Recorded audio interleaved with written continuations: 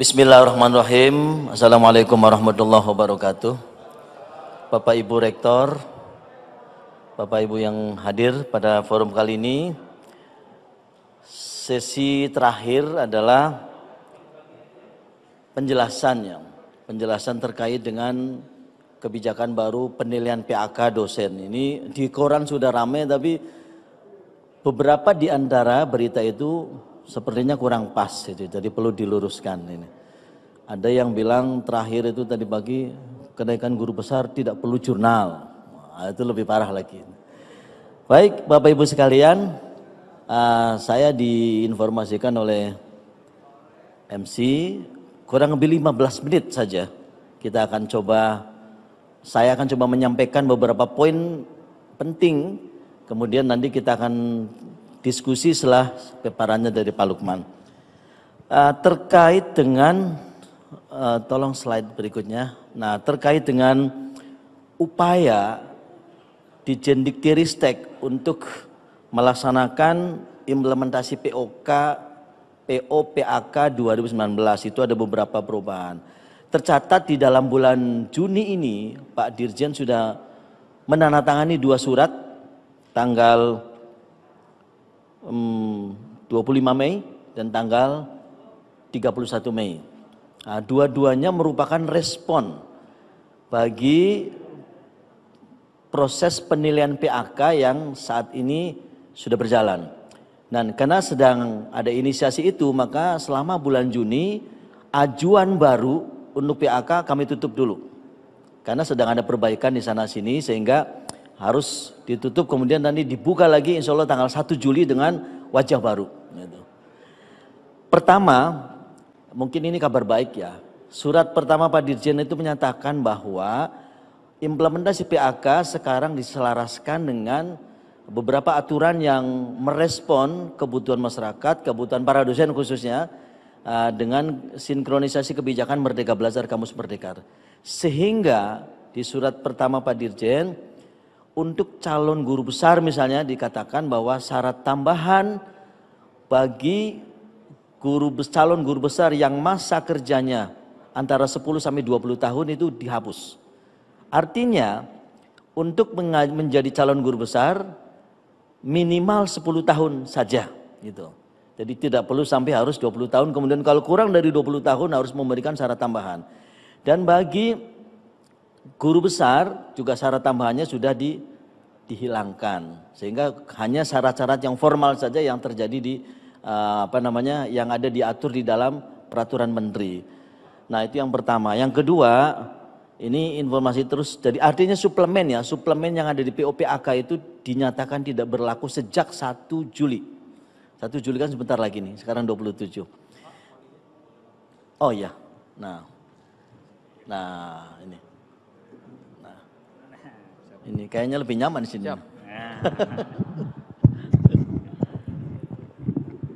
Matur nuwun. Baik. Nah, sekarang boleh ganti slide.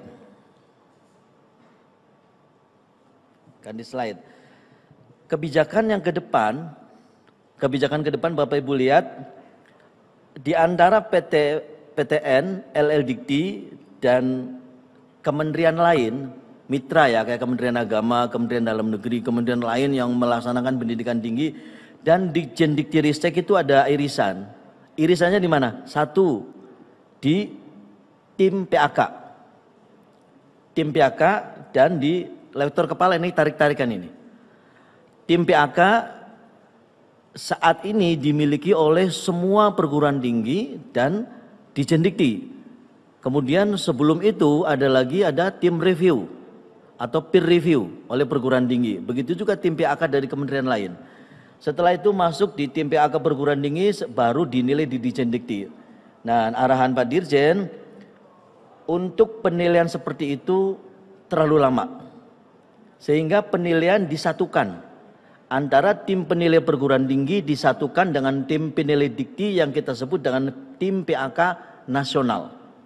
Artinya setiap dosen yang berperan sebagai reviewer dari perguruan tinggi itu diajukan dulu kepada Dirjen Dikti sebagai tim PAK nasional, sehingga dia akan terregistrasi sebagai tim PAK yang bisa bertugas dimanapun dengan standar yang sama dan pasti akan melalui BIMTEK dulu selama 2 hari, kemudian dinyatakan lolos. Artinya kita uji keterampilannya, bukan kepakarannya ya, jangan salah paham, bukan diuji kepakarannya tapi diuji keterampilan dalam misalnya melacak jurnal, memahami kebijakan. Itu yang kita pastikan, memahami kebijakan penilaian ya, bukan kepakaran dari masing-masing profesornya. Kemudian terkait dengan taruh kepala, nah jadi pertama penilaian PAK dosen hanya dilakukan 1 kali, baik di perguruan tinggi maupun di Dikti, dengan orang yang sama oleh tim PAK nasional. Artinya setelah dinilai oleh tim PAK nasional, maka tidak ada lagi penilaian. Gitu. Bagaimana dengan peer review? Peer review kita hilangkan. Gitu. Jadi tidak perlu lagi begitu seseorang dinyatakan lolos oleh Dewan Guru Besar atau oleh Senat Akademik, maka langsung saja diajukan ke tim PAK nasional. Nah, nanti prakteknya untuk yang pendelegasian lektor kepala yang selama ini dinilai oleh perguruan tinggi dan oleh Dikti, maka lektor kepala akan kita serahkan penilaiannya kepada perguruan tinggi negeri, kepada LL Dikti dan kepada Kementerian Mitra. Berarti nanti hasil penilaian lektor kepala, kalau asisten ahli dan lektor kan selama ini memang sudah di perguruan tinggi, itu langsung akan ditetapkan oleh Dirjen Dikti tanpa dilakukan penilaian ulang oleh tim PAK nasional. Kenapa? Karena reviewernya sudah menggunakan reviewer yang standar Dikti. Sehingga nanti kami kesempatan yang saat ini kami punya 226 reviewer yang hasil seleksi dari usulan Bapak Ibu Rektor di perguruan tinggi maupun LL Dikti, dan kami akan terus mengundang meminta usulan dari para rektor dan kepala LL Dikti untuk mengajukan calon reviewer yang akan di SK-kan oleh Dirjen Dikti setelah melalui BIMTEK. Dan yang terbaru adalah setiap reviewer yang dinyatakan sebagai reviewer nasional akan mendapatkan sertifikat sebagai tim PAK nasional, sehingga dia boleh menilai dimanapun. Bagaimana dengan guru besar? Nah, kalau tim LK itu kan dinilai 1 kali oleh tim tadi, kemudian langsung di SK-kan oleh Dikti. Apakah tim penilai LK boleh diambil dari perguruan tinggi bersangkutan? Boleh. Jadi kalau misalnya dari UNESA, kebetulan ada yang sama, reviewernya masuk list nasional, masuk list dari dalam PAK, kemudian dia pakai oleh UNESA sendiri, nggak apa-apa. Yang penting reviewernya ada di daftar itu, di daftar sebagai tim PAK nasional. Bagaimana kalau guru besar? Nah, guru besar lihat perkembangannya akan dinilai 2 kali tapi secara paralel. Jadi bukan gantian, perguruan tinggi dulu baru Dikti, enggak. Tetap dinilai oleh reviewer tim nasional, tetapi oleh 2 orang. 1 orang tim penilai boleh dari internal. Misalnya dari Unsri, dari Undip, dari UNJ, dari Unja. Silakan ambil, siapa yang memilih? 1 orang dipilih oleh rektor. Oleh rektor atau kepala LDD ngambil misalnya reviewer internal atau reviewer perguruan tinggi tetangganya, silakan dipilih dengan bidang yang sesuai. Tetapi yang 1 lagi dipilih oleh Dirjen Dikti. Jadi fair nanti. 1 orang dari Dirjen Dikti, 1 orang dari tim internal dipilih oleh rektor, oleh kepala LD Dikti. Nah, setelah itu kita lihat hasilnya. Kalau dua-duanya menyetujui, maka dia akan lanjut diproses. Kalau dua-duanya tidak menyetujui, juga dua-duanya akan ada perbaikan. Bagaimana kalau satu-satu? Misalnya 1 orang menyetujui, 1 orang lagi menolak, maka Dirjen Dikti akan menentukan tim penilai ketiga, tim penilai yang independen yang akan dipilih untuk menentukan kelolosan dari para guru besar. Nah, dengan seperti ini harapannya penilaian itu sangat cepat, karena dari 3 kali penilaian menjadi hanya 1 kali itu. Yang kedua, tim penilainya nggak berulang-ulang, orangnya itu-itu aja.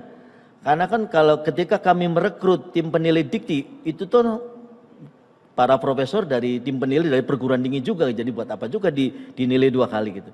Jadi kita satukan di dalam SK Dirjen Dikti, kemudian kita tugasi, 1 digasi oleh rektor, 1 lagi ditugasi oleh Pak Dirjen. Nah, itu seperti itu kira-kira. Nah, saya ingin saya ingin menyatakan klarifikasi ya terhadap beberapa berita yang beredar. Mungkin kalau Bapak Ibu baca di media-media sosial atau di koran-koran, bahkan juga di berita-berita terkait dengan penilaian guru besar. Pertama, tadi sudah clear bahwa penilaian hanya dilakukan oleh tim penilai yang terdaftar.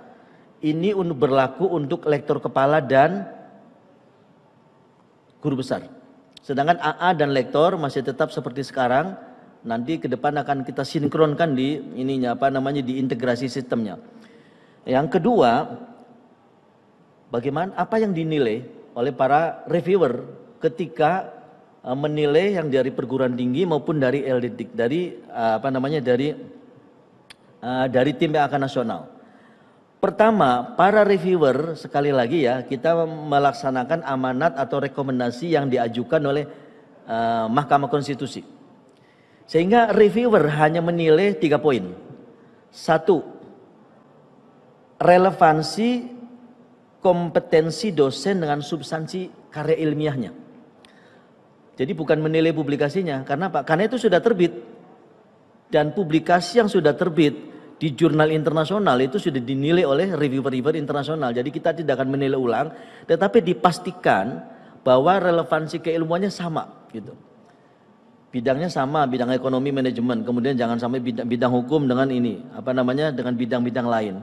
Sepanjang relevansinya, sepanjang substansinya relevan, maka itu boleh diberi angka penilaian.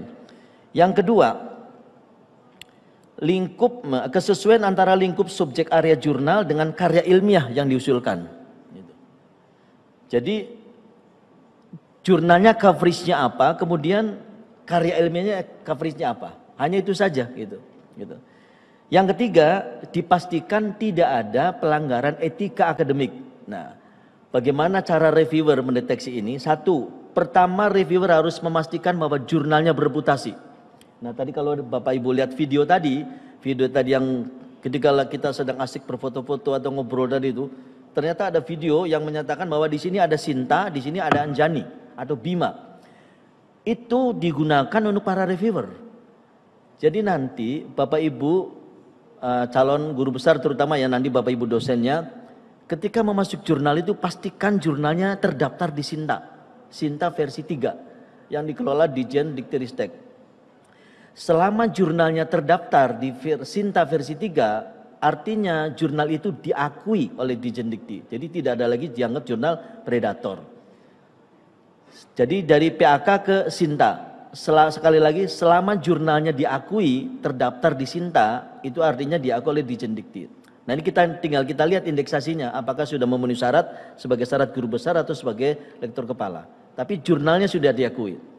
Yang kedua, ketika kita mengecek apakah ada pelanggaran etika akademik sebuah tulisan, maka para reviewer nanti akan mengecek melalui Anjani. Juga sistem yang disiapkan oleh Dijen Diktiristek. Jadi antara Sinta dan Anjani itu punya korelasi yang sangat erat dengan PAK ya, dengan tim penilai PAK. Reviewer akan menggunakan 2 sumber itu.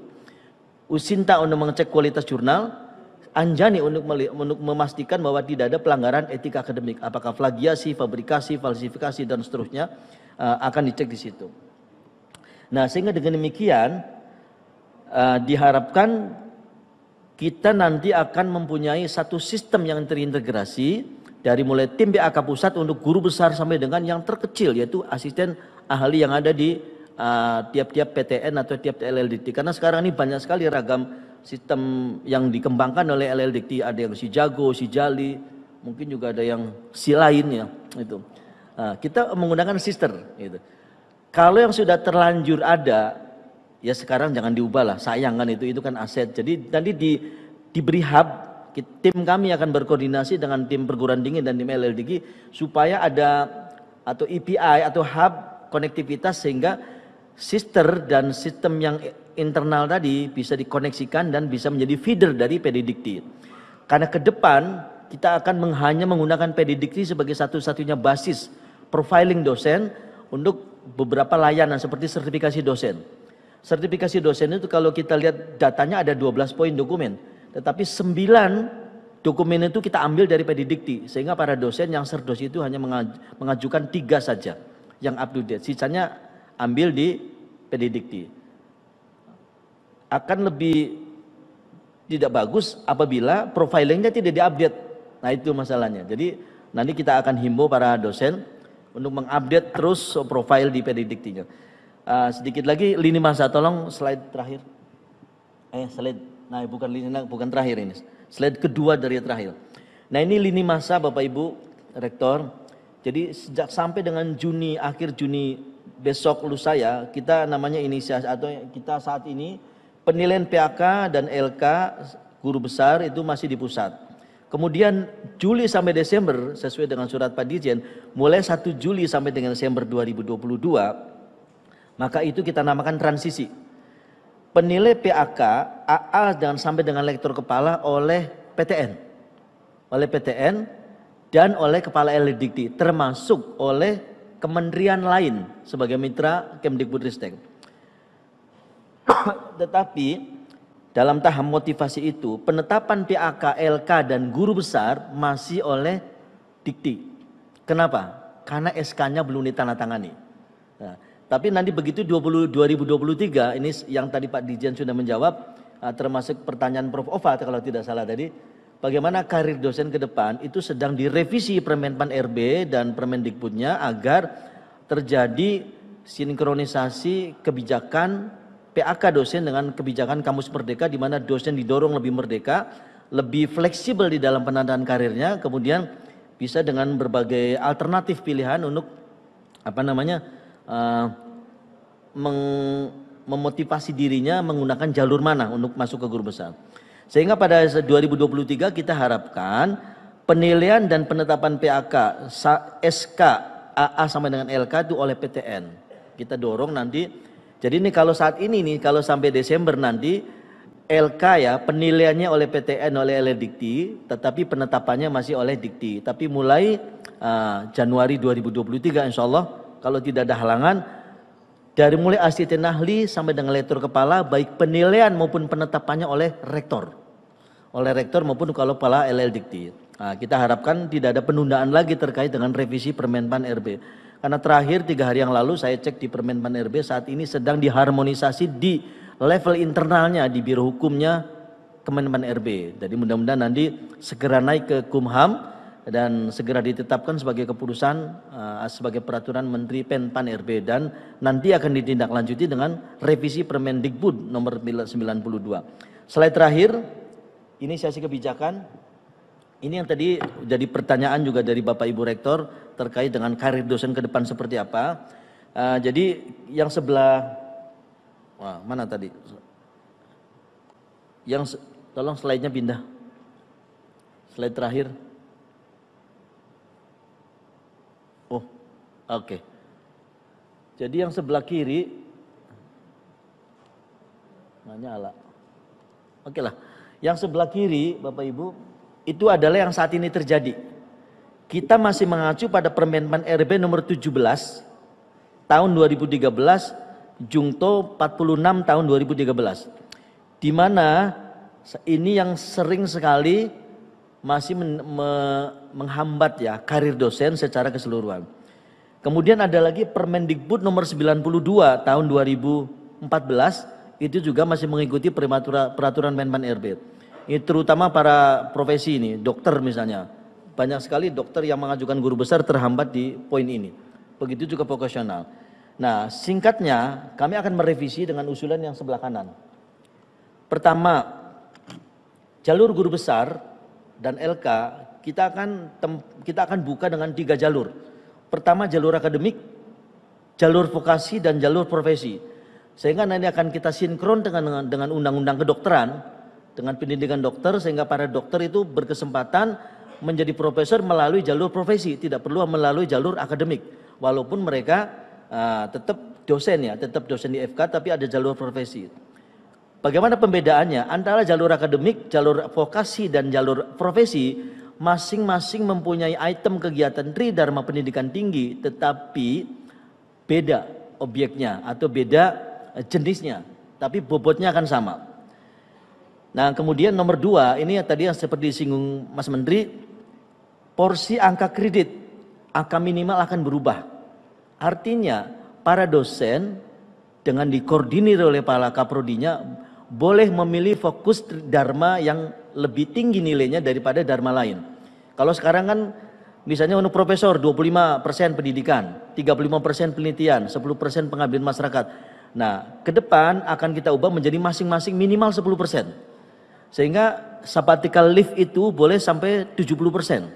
Karena nanti pada periode tertentu ya, setiap dosen boleh memilih itu. Tetapi jangan lupa, karena dosen itu bagian dari prodi, harus dikoordinasikan dan harus mendapat persetujuan dari kaprodinya dan dari pimpinan perguruan tinggi. Untuk apa? Untuk mencapai target misi diferensiasi universitas. Jadi nanti prodi yang membagi atau pimpinan PTN yang membagi siapa yang fokus riset, siapa yang fokus ini untuk tahun ini, tahun depannya diganti misalnya. Nah, itu boleh. Yang ketiga, nah ini yang jadi polemik di beberapa artikel, karya ilmiah setara ya. Saat ini kenaikan khusus, syarat khusus untuk jadi guru besar itu hanya satu, yaitu publikasi karya ilmiah di jurnal internasional berreputasi. Titik. Nggak ada pilihan lain. Nah, ke depan seperti Mas Menteri dan Pak Dirjen tadi bilang, ke depan akan kita buka ruang bahwa untuk menjadi guru besar itu boleh mengajukan karya ilmiah berreputasi atau karya lain yang dianggap setara. Apakah karya teknologi atau karya seni? Nah, ini Pak Kun ini yang dari dari isi ya, dari guru besar bidang seni, itu akan kita beri kesempatan untuk berkarya secara kesenimanannya dan kemudian mengajukan itu sebagai karya khusus atau karya lain monumental. Nomor 4, perubahannya adalah lompat jabatan masih dimungkinkan tetapi dengan kriteria yang sangat unggul. Nah, jadi bukan sekedar karya ilmiah, nanti akan ada skema baru untuk loncat jabatan dari lektor kepala, dari asisten adik lektor kepala atau dari lektor ke guru besar itu dengan kriteria yang akan kita setting. 5, penerapan apresiasi Merdeka Belajar Kamus Merdeka ini sudah dituangkan di dalam peraturan Dirjen tentang BKD nomor 12 tahun 2021 bahwa setiap aktivitas dosen yang mendorong mahasiswa lebih kreatif itu dihargai dengan SKS yang sepadan dan mencapai kumulasi kredit untuk kenaikan pangkatnya. Terakhir, karya ilmiah bermakna akan menjadi sesuatu ikon untuk kenaikan pangkat dosen, sehingga intinya setiap karya dosen yang tidak hanya publikasi itu diberikan penghargaan untuk kenaikan pangkatnya dan bisa memacu lebih cepat karya. Terakhir sebenarnya ini nggak ada slide terakhir. Kemarin terakhir ada kami mengusulkan rapat dengan Deputi Menpan bidang SDM. Ketika beliau bertanya, apa kendala dosen saat ini? Saya bilang dosen itu punya 2 kenaikan pangkat. Satu kenaikan pangkat jabatan fungsional, satu lagi kenaikan pangkat administrasi.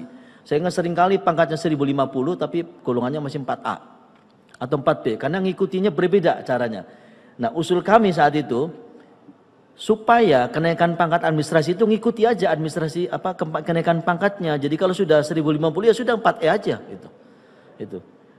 Belum jadi keputusan. Walaupun kita boleh senang, tetapi akan menjadi kajian serius dari Menpan. Ini usul bagus kata mereka dan menjadi tantangan juga bagi kita untuk mewujudkan itu dengan data-data yang lebih lengkap. Nah, tadi beberapa hari ini adalah hari terakhir mengingatkan terakhir untuk para dosen dan tendik yang honorer, terutama yang Satker dan BLU. Malam ini nanti kami kalau kurang jelas akan zoom dengan perwakilan mungkin dari PTN, apakah kepala bironya atau wakil rektornya untuk memastikan dosen-dosen itu. Kenapa? Karena data itu sangat penting buat kami, akan diajukan ke Menpan sebagai jumlah alokasi yang akan dijadikan formasi Menpan untuk jadikan PPPK atau ASN. Terima kasih Bapak Ibu Rektor. Kami akhiri dengan ucapan Assalamualaikum warahmatullahi wabarakatuh. Waalaikumsalam warahmatullahi wabarakatuh. Pak Sofwan Effendi, terima kasih atas pemaparannya.